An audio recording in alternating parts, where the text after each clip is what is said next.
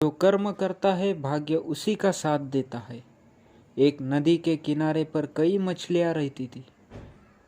इन मछलियों में 3 मछलियों का एक समूह भी था, लेकिन 3 मछलियों के स्वभाव में बहुत अंतर था। एक दिन एक मछुआरा मछली पकड़ने के लिए आया। मछुआरों को देखकर तीनों मछलियां घबरा गई।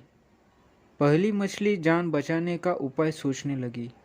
उसने तुरंत समझदारी से काम लिया और अपने आप को एक मरे हुए केकड़े के अंदर छिपा लिया।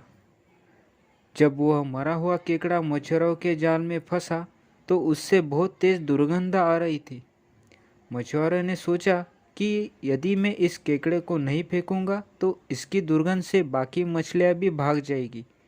इसलिए उसने उस मरे हुए केकड़े को तुरंत पानी में फेंक दिया। पानी में फेंकते ही पहली मछली उस मरे हुए केकड़े से बाहर आ गई और नदी के उस भाग में जाकर छिप गई जहां मछुआरा पहले ही जाल फेंक चुका था, और इस प्रकार पहली मछली की जान बच गई। दूसरी मछली ने सोचा कि जब मछुआरे जाल फेंकेंगे तब बचने का प्रयास करेगी, लेकिन तब तक बहुत देर हो चुकी थी। उस मछली ने भागने की बहुत कोशिश की, लेकिन फिर भी जाल में फंस गई और मर गई। तीसरी मछली, जो हमेशा भाग्य के सहारे रहती थी, उसका सोचना था कि यदि मौत निश्चित है तो कोई नहीं बचा सकता। उसने बचने का प्रयास नहीं किया, वह भी जाल में फंसकर मर गई। इस कहानी से हमें यह प्रेरणा मिलती है कि हमें कर्म करने में विश्वास रखना चाहिए।